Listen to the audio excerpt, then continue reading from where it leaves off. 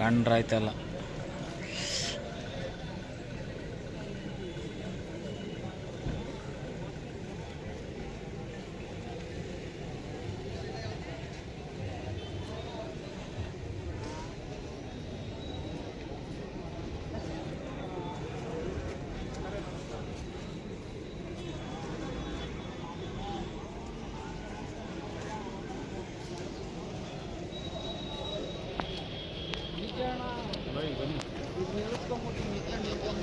ಏನು ಮಾಡ್ತೀವಿ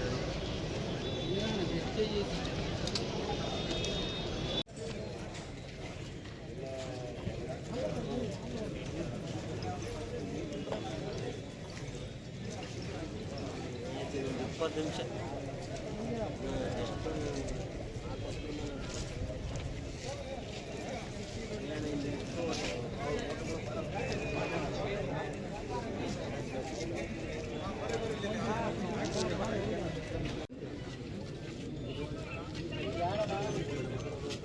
ಸರ್.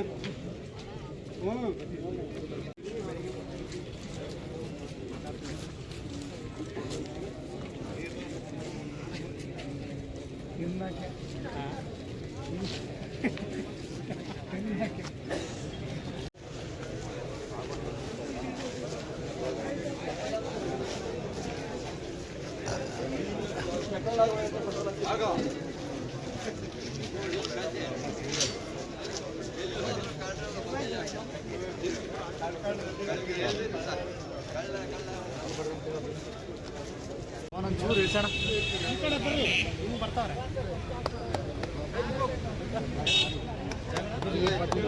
ಪಟ್ಟೆಲ್ಲ ಕಡಿಯೋದು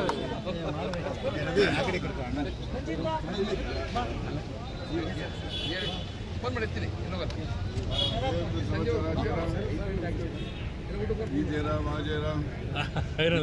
ಯಾವ್ದು ಕರ್ಕೊಂಡು ಬಾರ ಅಂತ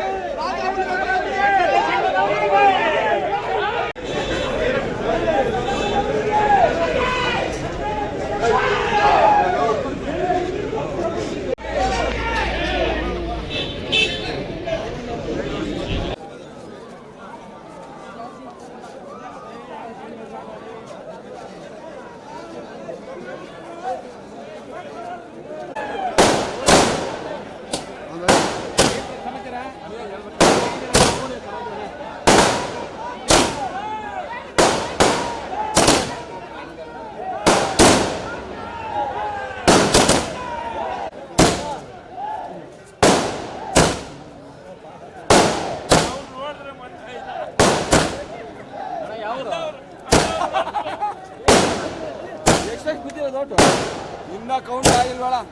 ಈಗ ಆಗ್ತಾ ಇದೆ ಆಗೋಡದ್ದು ಅವೆಲ್ಲ. ಈಗ ಕರೆದ್ರೆ ಅಣ್ಣ ಈ ಕಡೆವೆಲ್ಲ ಆದ್ವು, ಈಗ ನಡೀತಾ ಇರೋದು.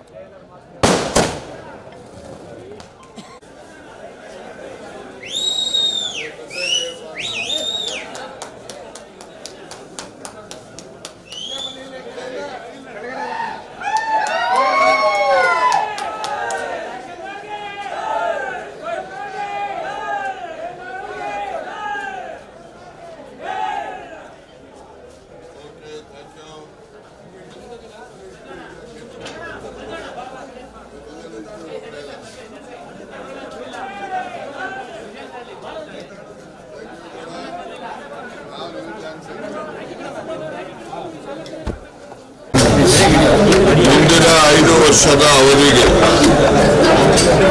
ಜಿಲ್ಲಾ ಕೇಂದ್ರ ಸಹಕಾರ ಬ್ಯಾಂಕ್ ತುಮಕೂರಿನ ಆಡಳಿತ ಮಂಡಳಿಯ ಚುನಾವಣೆಗೆ ನಡೆದಂಥ ಚುನಾವಣೆಯಲ್ಲಿ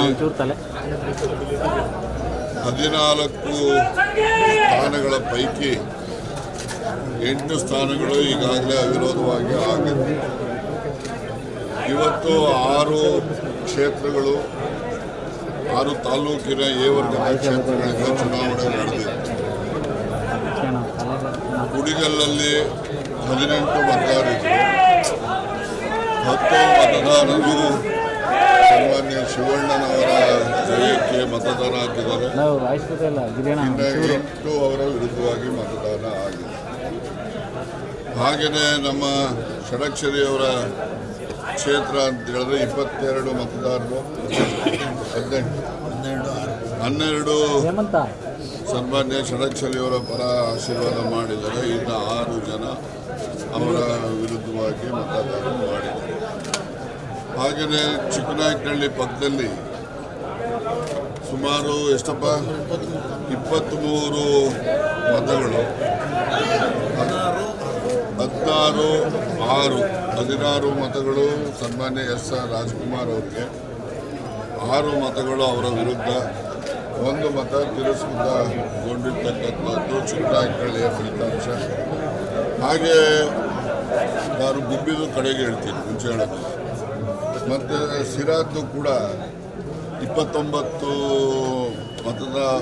ಮತಗಳಿದ್ದಂಥ ಮತಗಳಲ್ಲಿ 19 ಮತ ಸನ್ಮಾನ್ಯ G.S. ರವಿ ಅವರಿಗೆ, ಇನ್ನು 10 ಮತಗಳು ಅವರ ವಿರುದ್ಧವಾಗಿ ಚುನಾವಣೆ ಆಗಿರ್ತಕ್ಕಂಥದ್ದು. ಹಾಗೆಯೇ ತಮ್ಮ ಪಾವಗಡದಲ್ಲೂ ಕೂಡ ಟೋಟಲಿ 20 ಮತಗಳು ಇದ್ದಂಥದ್ದು. 14 ಸನ್ಮಾನ್ಯ H.V. ವೆಂಕಟೇಶ್ ಅವರಿಗೆ, ಇನ್ನು 4 ಮತಗಳು ಅವರ ವಿರುದ್ಧವಾದಂಥ ಅಭ್ಯರ್ಥಿಗೆ, ಇನ್ನು 1 ಮತ ಬಂದು ಚಲಾವಣೆ ಮಾಡಿಲ್ಲ, 1 ಮತ ತಿರಸ್ಕೃತ ಆಗಿರ್ತಕ್ಕಂಥದ್ದು ಫಲಿತಾಂಶ. ಇದಾದ ಮೇಲೆ ಬಹಳ ವಿಶೇಷವಾಗಿರ್ತಕ್ಕಂಥದ್ದು 6 ಕ್ಷೇತ್ರಗಳಿದೆ. ಗುಬ್ಬಿ ಕ್ಷೇತ್ರದಲ್ಲಿ ಯಾರು ಸ್ಪರ್ಧೆ ಮಾಡಿದರೋ ಆತನೂ ಅವನು ಓಟ್ ಹಾಕ್ಕೊಂಡಿಲ್ಲ. 21 ಓಟ್ ಇದೆಯಲ್ಲ, 21 ಮತದಾರರಿದ್ದರು, 21 ಜನನೂ ಬಂದು ಪ್ರಬಣ್ಣವರಿಗೆ ಮತ ಹಾಕಿದ್ದಾರೆ.